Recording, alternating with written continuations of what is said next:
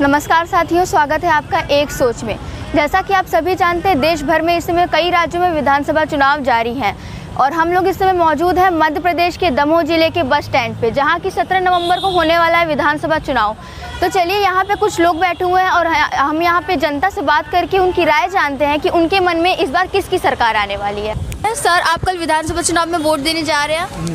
जा रहे हैं ना, कल जाएंगे। अपना परिचय दीजिए। मुकेश कुमार चौरसिया। तो आपको क्या लगता है यहाँ पे इस बार कौन से विधायक चुने जाएंगे, किसकी सरकार आएगी? यहाँ पर सरकार तो देखो बीजेपी की है जी। वो अगर आ जाए तो और अच्छे है।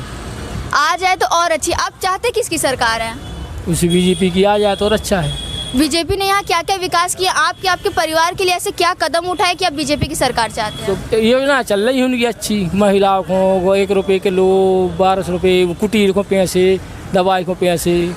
लाडली बहन योजना के तहत आपको फायदा हो रहा है? फायदा हो रहा है महिलाओं के लिए। महिलाओं को फायदा हो रहा है।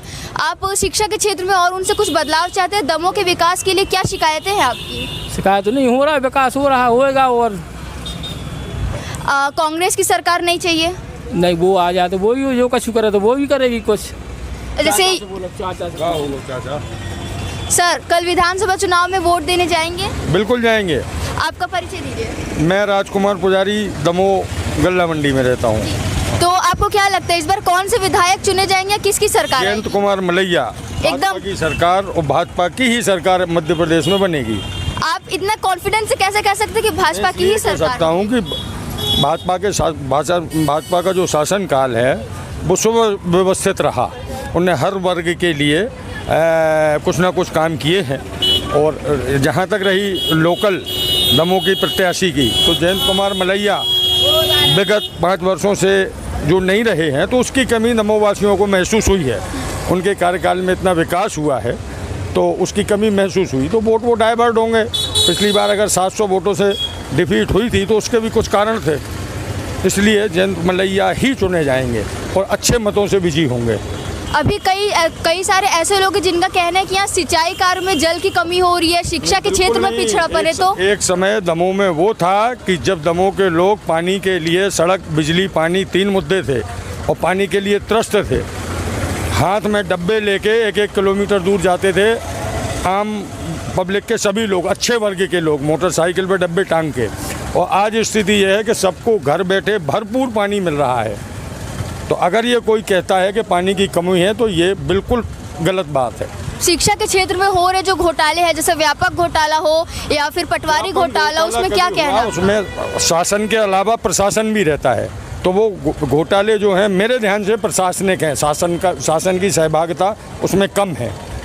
और फिर ऐसे तो कुछ रेयर सभी जगह होता है ना, तो उस पर मतलब भी शायद हुई है। मैं शायद मेरे ख्याल से नरेंद्र मोदी नहीं थे शासन में जब व्यापम घोटाला हुआ था।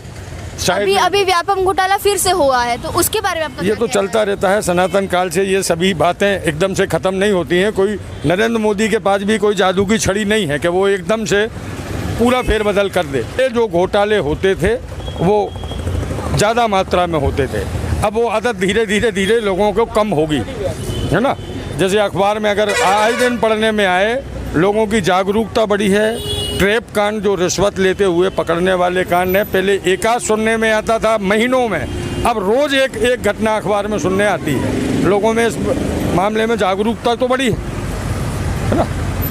आपका शिक्षा के क्षेत्र में क्या कहना है? यहाँ पे यूनिवर्सिटीज़ होनी चाहिए। यहाँ के युवाओं की मांग है कि उनको जॉब को लेकर के काफ़ी दिक्कतें आ रही है, यहाँ यूनिवर्सिटीज़ नहीं है, तो उस पर आपकी सरकार की क्या मांग है? आप सरकार से क्या कहना चाहते हैं? बिल्कुल, शिक्षा के क्षेत्र में यहाँ काम होना चाहिए और कोई योग्य आदमी ऐसा आएगा शासन में तो वो ये काम, उनसे अपेक्षा अपन लोग शहर की जनता जो रखती है कि उस मामले में, एजुकेशन के मामले में भी वो यहाँ तो पड़े। बीजेपी का जो संकल्प पत्र है और जो कांग्रेस का संकल्प पत्र है, आपकी क्या राय, किसका संकल्प पत्र ज्यादा अच्छा है? बीजेपी का।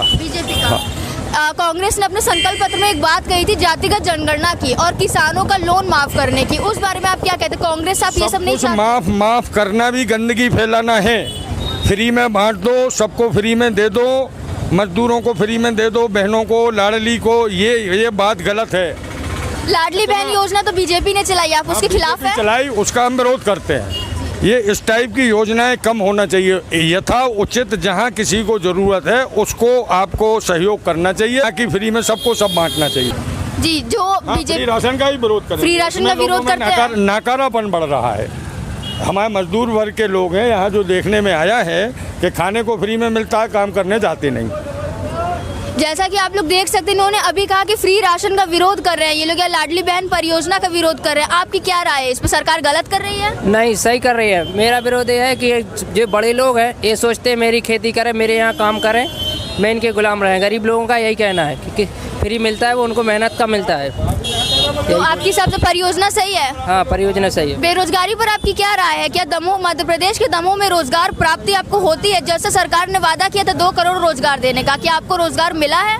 नहीं, अभी नहीं मिला, लेकिन मिलेगा रोजगार। मिलेगा। हाँ। शिक्षा के क्षेत्र में आप यहाँ के युवा हैं, आपको शिक्षा के क्षेत्र में आपका क्या कहना है? यहाँ पे क्या सुधार होने चाहिए? दमोह में क्या विकास होने चाहिए?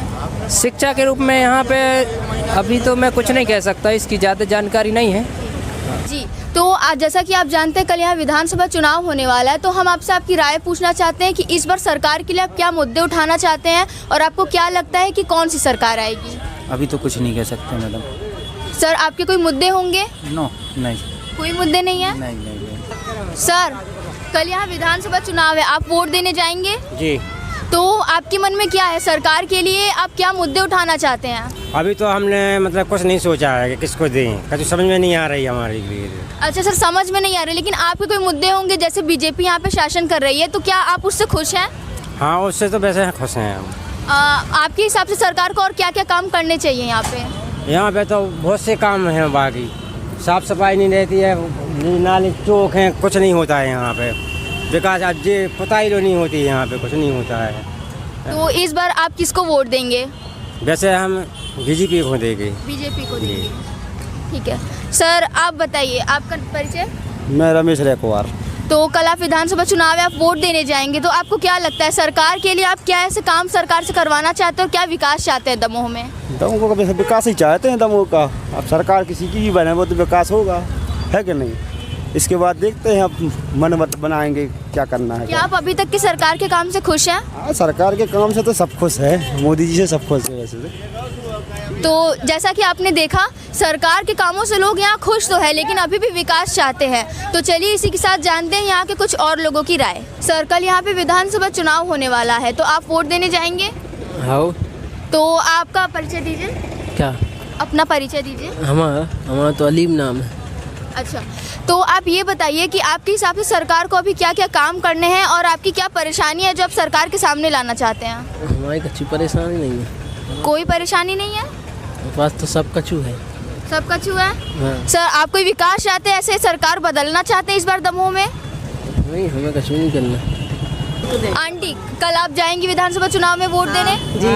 आप जाएंगे। तो आपको क्या लगता है इस बार आप किसको वोट देंगी? भाजपा को। भाजपा को वोट देंगी? भाजपा कैसे, क्या कार्य है यहाँ पे? भाजपा बहुत कुछ कर रहा है भाई, हम सब महिलाओं के लिए करते हैं।